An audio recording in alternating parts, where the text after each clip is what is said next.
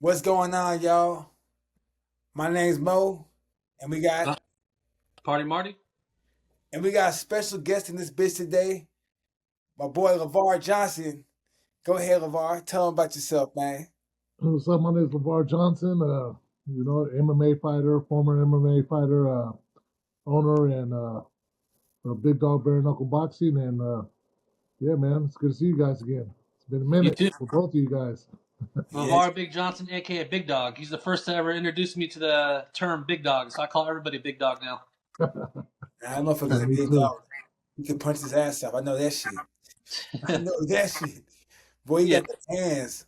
So Yo, this is a little different. We're doing a question and answering here with Lavar. Get to know about his new organization. You said now, Lavar, you have the first ever California bare knuckle boxing organization. Are you the sole founder, or do you have partners? No, I have two partners, and it's basically my coaches. George Zuniga and Ralph Alvarado. Yeah. So yeah, we kept the same team, and everything's working lovely, man. How long did this take to make possible, and were there any roadblocks? We got off to a quick start, and there was so many roadblocks. Whether the feds or just people hating on us and whatnot, but we overcame everything, and we did four shows our first year, and man, we're growing fast, man. Now, are you trying to just keep this like a regional thing, or do you want to like go nationwide? We're already nationwide, man. We're on pay per view now. We're in works with some other people, so I mean, we're taking off pretty fast, man. I'm surprised how fast it's taking off. Yeah, you guys just like you said, you guys just had your fourth show recently, which featured the debut of your son Donovan Johnson. Emotionally, was this tougher for you to handle, or you fighting? What was tougher? Well, I mean, yeah, my son never been in a street fight or amateur boxing or anything, so it was a little emotional, just to see him go out there. I'm like, damn, what am I doing?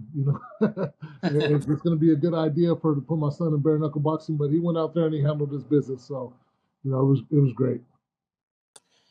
Yeah, is this something that you want him to continue to do? Yeah, in the future, yeah, but he's going to pursue a boxing career right now, so we're just getting him ready, and yeah, we'll have him back here and there, but our main focus is boxing. Who's he training with? Rudy Cruz, George from New Wave, and who else we got? Oh, T Money. T Money. I know T Money. Yeah. Yes, sir. You were slated for the main event. What happened in this last card? Were you supposed to fight? I thought in the main event. Yeah, I was supposed to, but unfortunately, my opponent's mom passed away. So these things happen. So I know he was excited to fight me. We are going to have him back, but unfortunately, he won't be fighting me. He'll be fighting Carter Williams. I think I'm done oh, now. Yeah. Carter Williams from Reno, Nevada. Carter Williams is in Modesto, I believe, right now. But yeah, the K1 kickboxing champ, Yeah, Carter from Reno, Williams. Nevada. Yeah, What? How'd y'all get yeah. him? Well, that's my homeboy. He helped me spar. He's my sparring partner for a couple fights. Helped me get ready for Pat Barry when I fought in the UFC, and we keep in touch. And yeah, he has already fought one time. He fought against Mike the Animal Cook, for our second show, and yeah, he's back. He'll be fighting Kelvin Fatal for a heavyweight championship. So let me ask you something. Like, what happened with you? Because I know for a moment I saw that you might be doing some fighting for BKFC. I saw you and Lorenzo Hunt had some words back in the past. Yeah, What yeah. happened with all that? Well, I did fight for BKFC. I ended up getting knocked out in like 12 seconds. It's a unforgiving sport. I got caught right on the chin right off the bat. That's the way the game goes. But so that was my last that was my last fight. That was last year around this time. But Lorenzo Hunt, as far as that, I met the guy before that fight. It was with Valor. That's Yes. King Shamrock's organization. I was the heavyweight champion for that. But no, they introduced me before the show, and I talked to him. He was a good dude, and all that bullshit is just an act. I didn't know he was going to take it that far. He just said he was going to go out there and hey, this and that, you know what I'm saying, and try to call me out or something like that. So I'm like, I'm cool. So I didn't really trip, you know. Did he So follow? my bad. Do you follow the bare knuckle? Like, do you follow BKB Extreme and BKFC heavy or no? Yeah, I watch them. Yeah, I watch them. I got a few of their guys fighting them with us too. So yeah. So So you're saying Lorenzo pulled the King Mo, huh? I don't do No, that. not that bad. I don't think Mo would disrespect anybody like that. You know what I'm saying? Grabbing Him the belt, all that bullshit.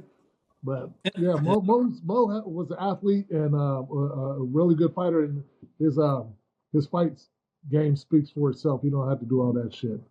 well, he used to be in TNA wrestling, right, for a little bit. Yeah, TNA, but that was wrestling. That's You know, what you're supposed to do it, right? yeah, you're supposed to do it with wrestling, and Your then cousin if promo. there's an understanding with the other fighter, or let's say there's true beef with the other fighter, then do it then. But if y'all had an understanding with mutual respect, there's no need to do that. Yeah, I agree. And all the years, my 20-something years of fighting, I never had beef with any opponent. You know, I always shook their hand. And, you know, I'm a fan of the sport. I'm a fan of the fighters, and you know, not had one problem. I think it would have went a different way. I probably the fight would not happen. I probably would have went to the locker room or hotel room before the fight and handled that. You had no problems with Brendan Schaub? Didn't he say something No, to you? not at all. No, he's no, not at all. What happened to Valor? What happened with Valor? It went under, or what happened with that? It's just folded. You know, they're having problems within the within the management, I guess, and it just folded. So Us- instead of them coming back, I was trying to hook them up to come Yeah. over here and have fights in California. But well, when they asked me to reach out back out to Ken, I was like, well, hold on for a second. You know, I'm gonna do my own thing, and I presented them with a proposal. Me and my guys got together and made something happen, man. Within 2 months, we had our first show. Is it a tougher process to throw a bare knuckle show in comparison to boxing and MMA in California? Or is it the I think same? it is. I think it is a tougher. You have more obstacles because, like for one thing, you like the athletic commission and everything. They want more doctors and stuff like that. So we're on the reservations and stuff. You know, trying to bypass all that stuff. Um, trying to so they don't take all of our money because with the athletic commission they're going to want everything. They want to get paid. So we're over there off the casinos, and we had to go through a few lawyers to settle some shit, and we're good to go, man. Uh, are you slated to fight anytime soon? The show? Are you slated to fight anytime soon since your fight got canceled? No, I'm done, but I'm done, man. Oh, you So see my beard, man? I'm like a light skinned Santa Claus. hey, you could be 60 years old with the beard like that. I still want to mess with you. It don't Yeah, matter. I'm good, brother, man. I seen like these guys. Um, both my coaches, they both like got some injuries in the fight, just like torn biceps and stuff like that. So I'm like, yeah, I better leave it alone. Are you So, still in shape? Like how's your conditioning? Like, do you still work out, or But I do you work still? I work out. I mean, like I said, the fight was like a month or two ago, so I was ready for it. Yeah, I'm like 280 right now, but I'm good to go. yeah, I'm yeah. saving that last one for when I got to save the world. yes, it would. Now, now you named your organization Big Dog BKB. What's is a good nickname for that for your organization. What do you see your organization for the future? What do you see yourself in 5 years from now? What do you want to accomplish with your organization? Well, we're trying to get there. We're trying to be everywhere, man. We don't want to oversaturate it, but we at least want to have one show a month all over the place. This is BKB. I mean, bare knuckle boxing is really entertaining. I don't know if you've seen one in person. I mean, No. it's cool to watch on TV. There's going to be somebody's getting knocked the fuck out, Yeah. but it's to see it in person. It's like it's something else. Marty, you better go to one of our shows pretty soon. I know. So, I don't want any beef with you. Rudy already hit me up. Coach Rudy already messaged me, told me I need to get my ass out there. So I said, I know, yes, I'm you did. sorry. Right Have you, on. so, quick question. I might cut you off, but have you looked at any other states? Because I think maybe Michigan has a lot of sovereign land, and I know a lot of people that are in with the people, the Native Americans within the Indian. I mean, within the Michigan space. and maybe I could put you in touch with some of them because Oh, I think maybe you absolutely. can do something with them. Yeah, absolutely. That'll be great, man. Yeah, right now we're talking to people in Florida, North Dakota, and Montana. So yeah, that would be great. And in Mexico, Mhm. we were gonna have a show in Hawaii, but there's a lot of snakes in the game, Mhm. and they try to finesse you. So that one's over. But yeah, man, we're looking at we're expanding quick, man. Let me ask you, Big Dog, what is the difference in preparation in terms of training or sparring from bare knuckle fighting and MMA? Well, it's a lot easier. You don't got to worry about all the disciplines of jiu-jitsu and Muay Thai kicks and wrestling and all that shit. So I mean, of course, you got to be conditioned, but you're only focused on boxing.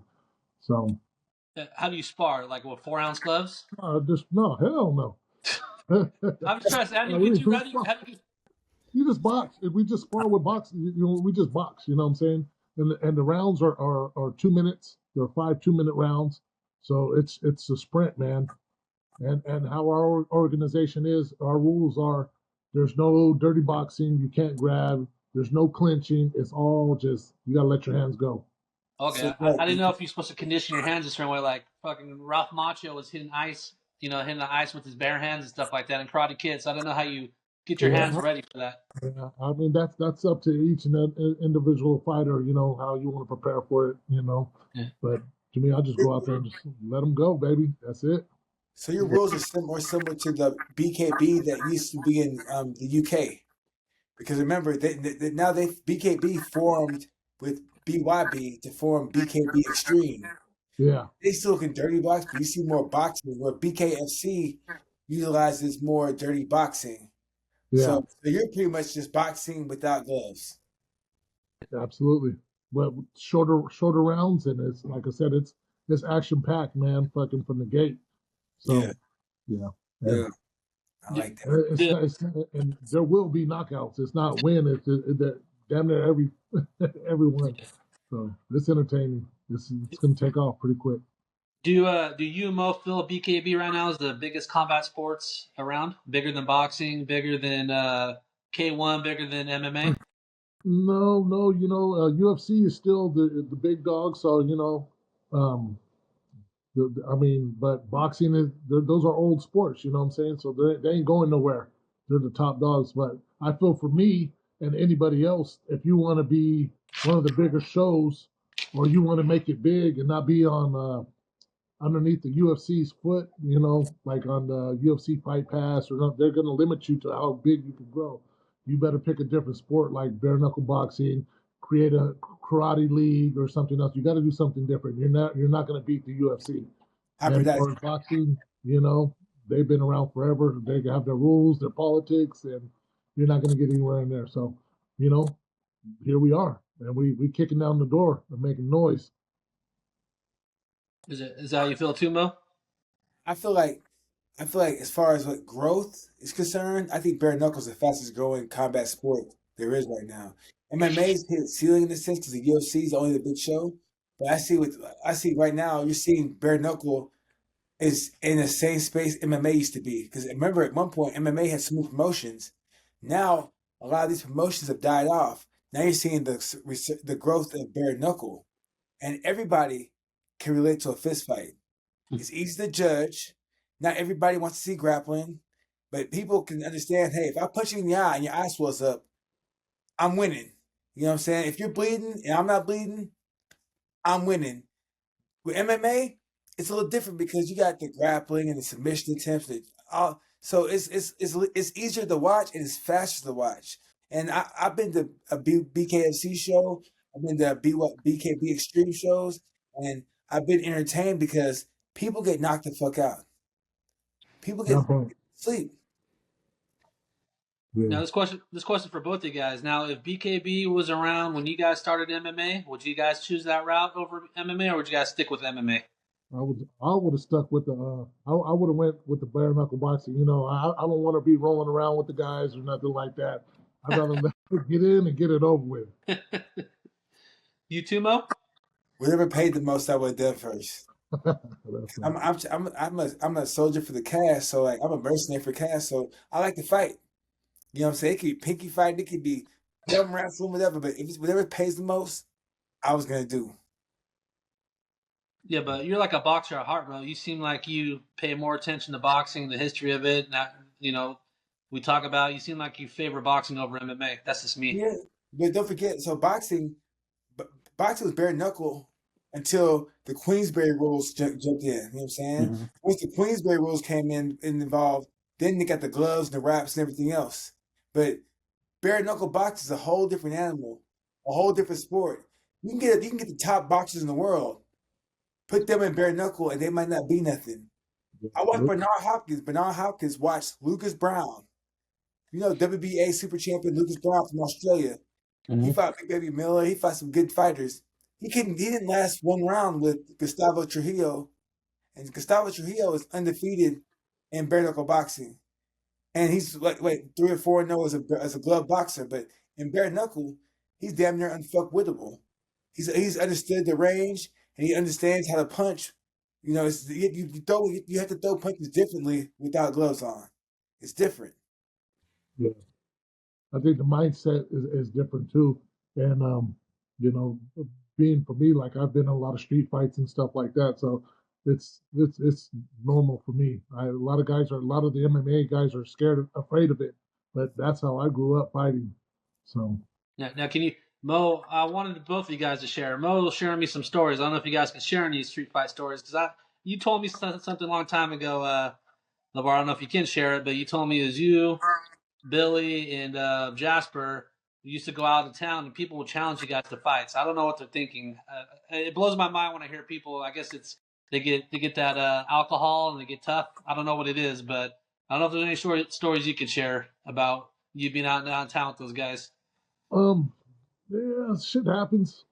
Shit doesn't happen, especially when you got alcohol involved in people. You know, you see our crew with Jasper and all those guys. We got a little tiny Asian dude. We got Billy, Mexican, just a Yeah. mixture of guys, but everybody can fight. So, I mean, we don't look like tough guys or whatever, but so I think that's what happens. They Especially just bite off a little more than they could chew. Jasper looks like Ernie Reyes from Bruce Lee's Last Dragon. Right? Barry Gordy's Last Dragon.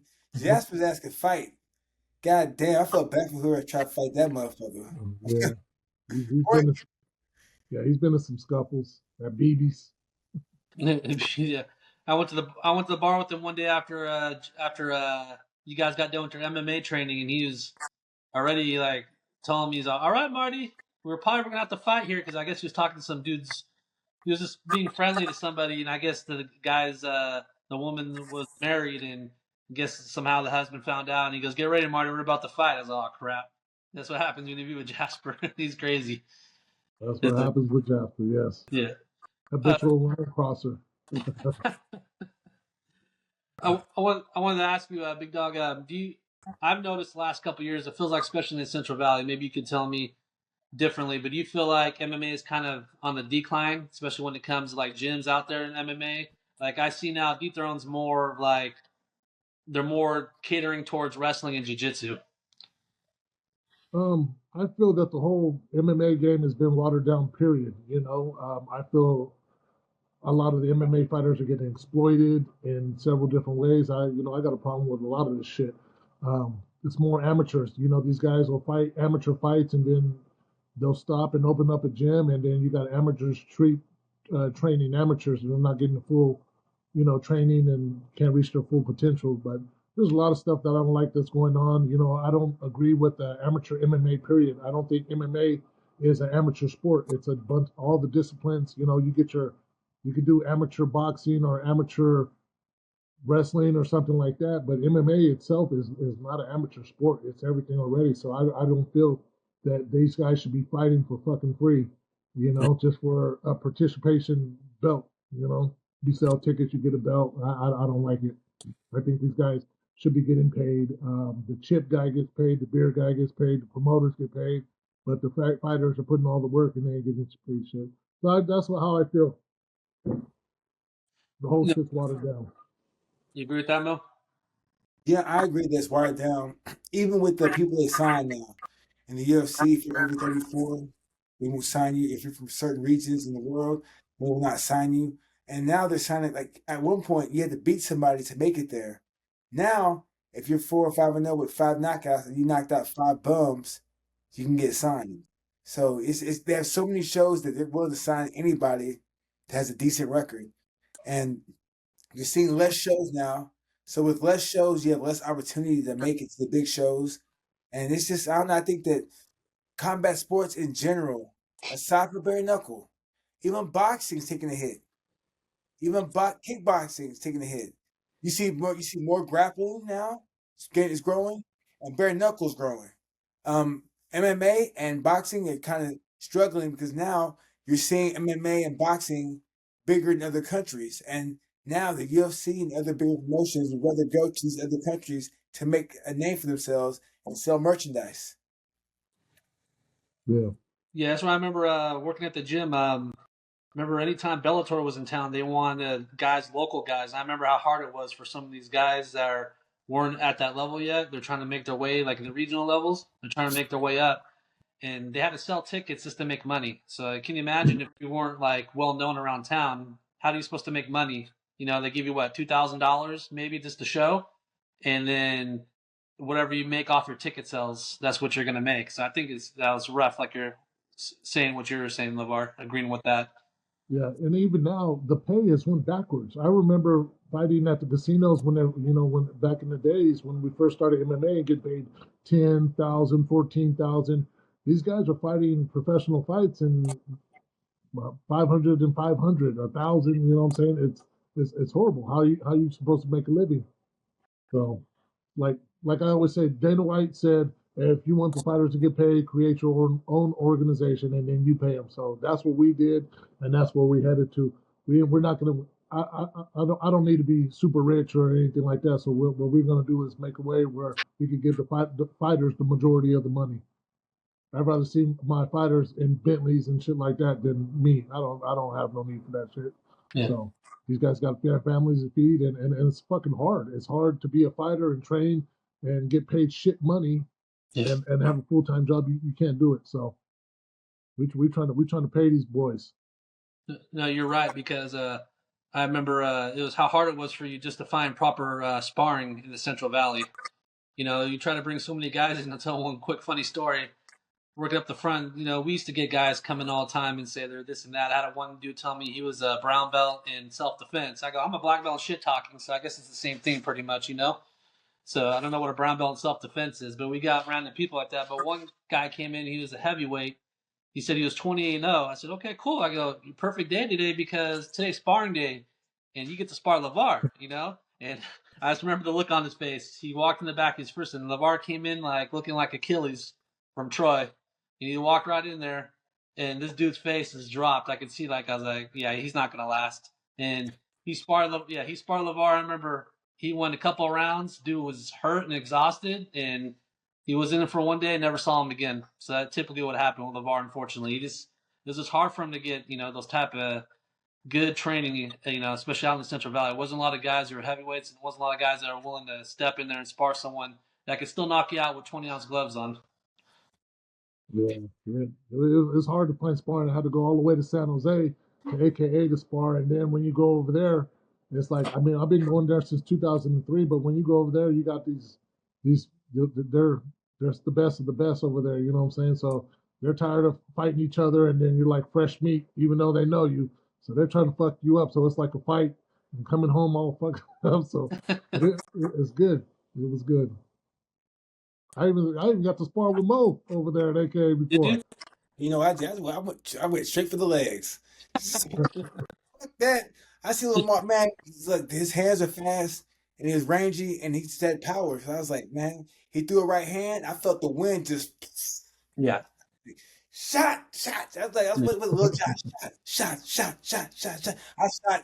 I was chain wrestling my ass off. I was just grabbing them motherfucking legs. Like that, man. He big. He was held No. in that man. And No. he had power. Crazy power. Yeah. I saw him in person. I saw him dropping 200+ pound guys with 20-ounce gloves on. I was like, damn, this guy. Just watching him hit mitts, it was like the sound effects like shotguns going off. I feel bad for whoever wants to step in the ring with this dude or any type of combat with them. So yeah, Lavar was a legend. You know, so It was fun. it was awesome watching him spar, and you know, and this, having the ability to see him fight too. So it was a privilege. And Yeah, appreciate that. what me and Mo have, what we basically do on this channel, what we just started, we're getting our channel, our YouTube channel up. We talk about combat sports and then mythical matchups. So so it could be in boxing. We haven't done MMA yet, but since you're on the show, this is the first time we're going to do bare knuckle boxing mythical matchup. So my my dream would have been you versus Kimbo Slice bare knuckle boxing. The murder. Woo! I'm too Mo, you big. hear that? I'm too big. Yeah. I'm too big. You know, Kimbo was tough, and you know what? I wish they would have had this for Kimbo. You know, I'm a big fan of Kimbo's. I got all the respect in the world for him. But man, I wish he was around when BKB was around, so he could fucking fuck some people up. He helped make this. He made it commercial. He would have been a beast. Yeah. Is that how you see it going, Mo, or are you just gonna stay quiet? Wow. You know what? No, but the thing, I respect Kimbo. I think Kimbo might have been too small too. When he got into it, by the time he started fighting, he was a little too old.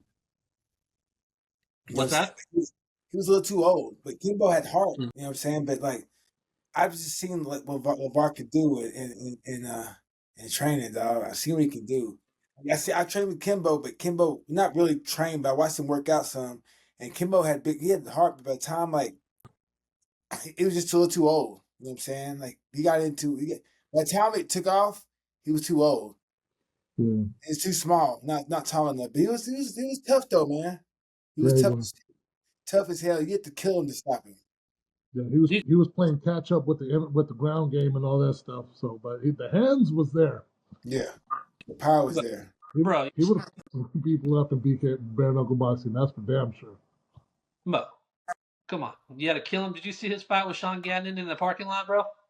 But I'm talking. Listen, that's parking lot. But I'm saying like, bro, have you ever been hit? Have you ever been hit by a person that's 300 pounds, barren What? fisted?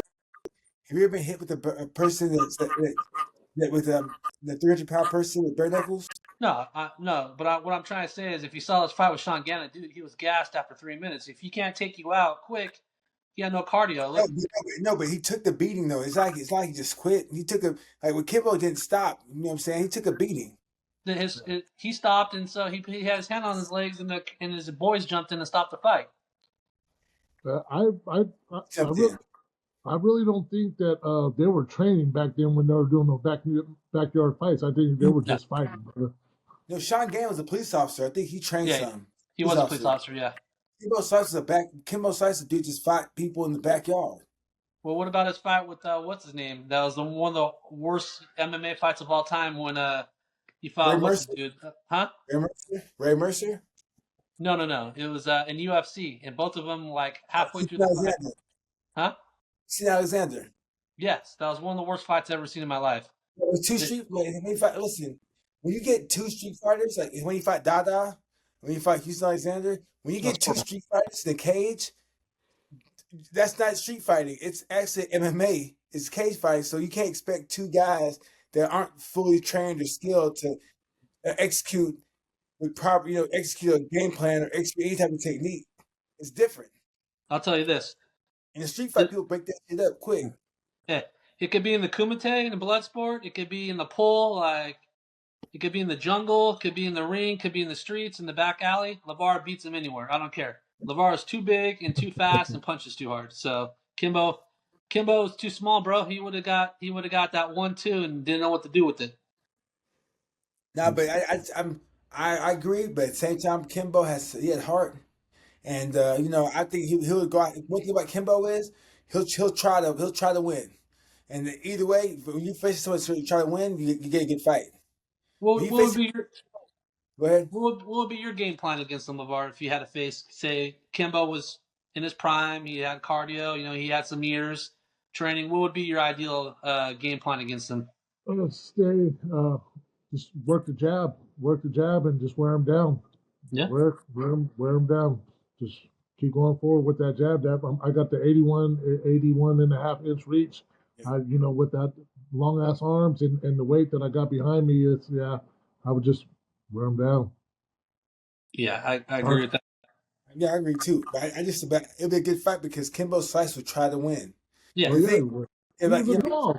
Now there's some guys that won't try to win. You know, and you've seen the Lavar where guys get scared enough, they play the edge. But Kimbo would try to win. You know, so that's what make the fight good. Yeah. Yeah, He try. we just seen it in the UFC. It was Tom Aspinall and Surreal. Yeah, You, I ain't watched it. I missed it. you don't think Yeah. he had a serious injury, Lavar? No, absolutely not. As an MMA fighter or any type of fighter, you're told if you say you can't see, you know they're going to stop the fight. So you don't say, even if you can't see, you don't say you can't see. And for him to say it right when they stop, oh, I can't see, you didn't even wait your 5 minutes. So to me, I feel like Surreal was getting the best of him. He bit off more than he could chew, and he was about to get that ass, and he found a way out. So do you think Pereira and Jones at the White House, or do you think Aspinall and Jones at the White House? What fight do you think is going to happen? Would you rather? I don't think anybody, they better leave John Jones alone. Shit, playing with John Jones. But I would like to see Pereira and John Jones actually. I would like to see John Jones and anybody, really. Yeah, that's why I feel too. Mo, I you don't got know. See, I see with me, I'm a little different about John Jones and Aspinall because the thing about Aspinall is that he can shoot and wrestle. You know what I'm saying? And that's what I think the grappling part, the grappling aspect. I don't know. I guess I think John Jones would be a good fight because if John Jones was so confident, I think he would have took the fight. You know what I'm saying? But I think after he saw Aspinall look like somewhat normal, he's like, okay, I'll take the fight now. Because there's Yeah, sometimes like people seeing believing. Aspinall's looked great up until he fought Cyril Gane, from what I understand. And yeah, when you see somebody look weak, like for instance, like when Mayweather was winning, the moment Mayweather looked bad or any boxer looks bad, that's when people want to call him out. If you're a top-notch boxer, you look bad one fight, then everyone's like, you know what? He's not Superman. I'll fight you now. You know what I'm yeah, saying? yeah, yeah, absolutely. Because Yeah. it's like Pereira. Pereira, when people saw him get knocked out, they're like, okay, so he can lose. He can go to sleep. And so now people will take that risk. But if he was undefeated, dropping everybody, knocked them out, people would probably be like, I'm not sure. I want more money to fight him. Mm-hmm. Yeah. My perspective is, you know, Cormier is one of the best wrestlers in the game. You know what I'm saying? You roll with him, I roll with him, and that's a bad dude when it comes to wrestling. So when he fought John Jones and couldn't take John Jones down, and John Jones was taking him down at will, I think John Jones has enough wrestling to take any of these heavyweights out. But yeah, but don't forget, that was the younger John Jones. Now we're talking about an older John Jones that's been less inactive versus a younger. Because here's the thing, right? So remember this. If you look at Aspinall in comparison to John Jones, Aspinall, if he was in America, he'd probably be playing split end or tight end somewhere. You know what I'm saying? He's a faster first step. He seems a little more athletic. He passes the eye test. And, Mm-hmm. and he's younger. Where John Jones is like, what, 37, like 36, 37 right now? Mhm. And wear and tear, he ain't been as active. So I think that sometimes that he's not in his prime like he used to be. Where he's Yeah. facing somebody, that's the difference. Like he's not in his prime like he used to be, where he's facing somebody that's coming into their prime. You know what I'm saying? So that's the only difference. Like, because people look at John Jones like even when John Jones got Stipe, he looked good, but Stipe just looked worn out. Mm-hmm. Stipe looked old. But then again, too, you got to look at this. This is at a heavyweight fight. This ain't at 205. So you at heavyweight, you ain't got to be as technical. You know, John Jones being, putting on weight and getting stronger. He ain't got to be that fast. He just got to grab you. Have better technique and. Yeah, but the thing is that my thing is that but if you look at he could be bigger, stronger, but John Jones' thing was he had speed and he quickly covered a lot of distance with his length. Yeah. Now he's facing somebody that's arguably faster and quicker. Because Aspinall is faster, quicker, and bigger, and naturally bigger than John.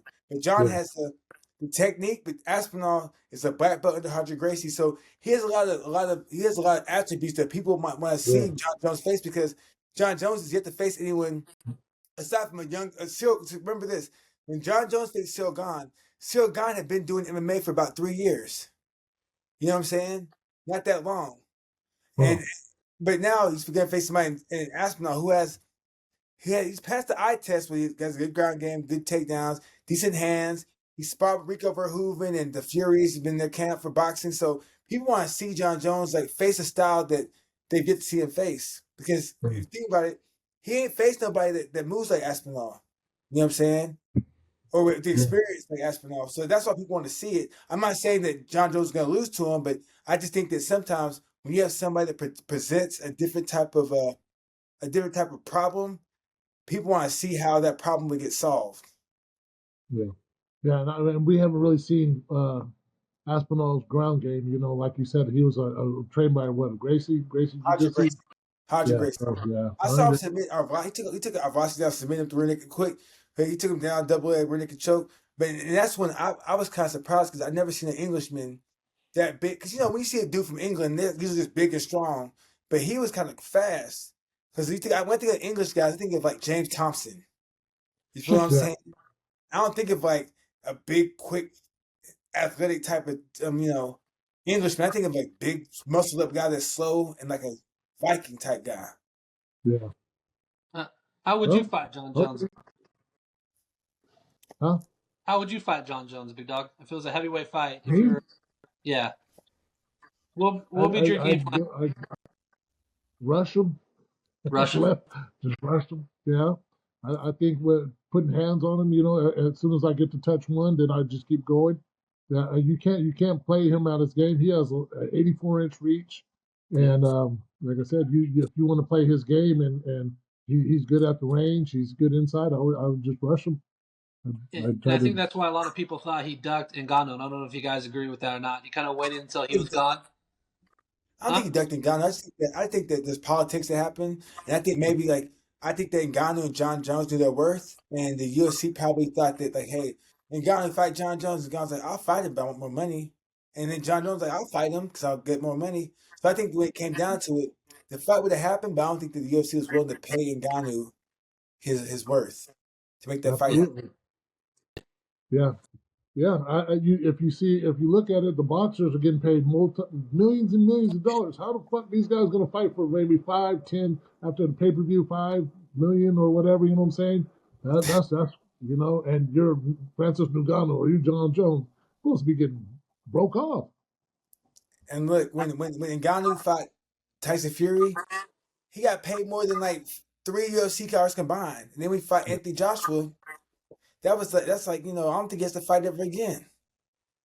Yeah. No, those are two of the biggest names in boxing. I don't know if you remember when the Korean Zombie had his title match. He only got paid $30,000. Yeah, that's crazy. I'm pretty sure he got paid something on the back end though, maybe some type of discretionary bonus. But that's what he got paid to fight, $30,000. Well, yeah, they get pay-per-view, stuff like that, but still, yeah. No, you remember fucking Koscheck was still on his Ultimate Fighter contract when he fought, what's his name? The champ. GSP? GSP. Yeah. So he got paid like maybe, what, 10,000?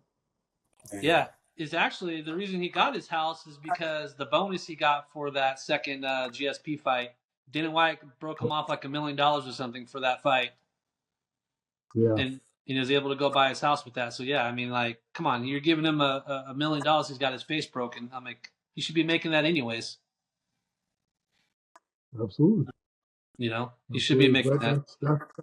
That's what the lawsuit was about. That's what's going on right now. Everybody wants to get money off the fighters, and the fighters are the ones putting their life on the line and their health. And, but that's until everybody says, fuck you. We ain't doing it for, No, I agree. Mo, you want to add anything else? No, actually, I think that, Big Dawg is right. When it's going to take the fighters to stand united and form a united front to get the right pay, but it'll never happen because you have a spectrum of guys getting paid a lot and guys getting paid a little. And the guys that get paid a lot are willing to sacrifice to take less or not fight at all. When the guys, just to please and help the guys that are not getting paid at all. Yeah. Well, Big Dawg, how can everybody reach you? And do you have any social medias that people want you to follow on? BigDawgBKB.com. Go see us out. This is Big Dawg. Come check us out. And man, if you can get get out there to see a fight, or if not, you catch us on pay-per-view. You know what I'm saying? But you'll be hearing a lot more from us, man. When's your next We event? got some UFC. Our next event, we got right now we have three shows already signed in, but we're trying to get some shows earlier. So in the day, All so right. we're trying to have 6 to 8 shows for the next year. That's perfect. All right, Mel, you got anything else you want to add? Nah, but y'all support Yeah. Big Dog BKB. I need one of There them you go. shirts. Yeah. Yep. And Come on, watch a fight too, big dog. Come on. I know, I I know, got you. and make sure you shoot me that information too. I'll hold out you after about the Michigan. Yeah, I'll get you the information. Yes, sir. Where can we buy Well, I some shirts? appreciate you guys having me on. Huh? Sorry, man. I didn't mean to cut you off. There's like a pause between when we talk, so I can't really always hear. So I apologize if I'm cutting you off, or both of you guys. So I was saying, where can we get your shirts? BigDogBKB.com. Okay. Yeah. All right. Thank you, bro. Yeah. Yeah. Thank you for supporting us, and thank you for being on the show. Yeah. Thank you guys for having me. It's good seeing both of you guys again, man. It's been a minute, man. Hey, if this gets as big as I think we can get as big and gets popping off, we'd like to have you come on because you're a big boxing fan too. We do historical matches, so if you want to come in anytime, we're big enough for you to come back. Come back and we could do some mythical matchups with you. You tell us what you think. All basically it is we just break down. We'll do heavyweight fights since you're heavyweight. Like we'll break down like say if Lennox Lewis versus Rocky Marciano or something like that. How you think the fight will go? Who would win? That's what we do. Okay. Yeah, man. I'll be more than happy to come back anytime you guys want to have me back on, man. I'm in. I bet. All right, And big I dog. appreciate you Thank guys. you, man. Have a good one, bro. All right, you guys. Have a good night, man. You Happy too. holidays. You as well. Have a blessed one.